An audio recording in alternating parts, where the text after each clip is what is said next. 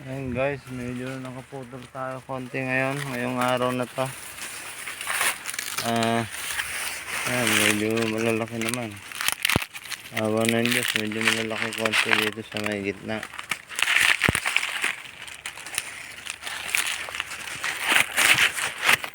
Ayan po ang kanyang butil.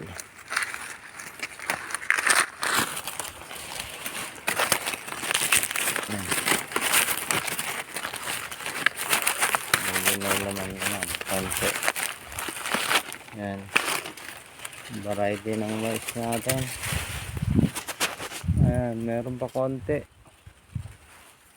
lapit na matapos, pero dahil pagod na tayo, tanghali na, kailangan na natin umuwi guys.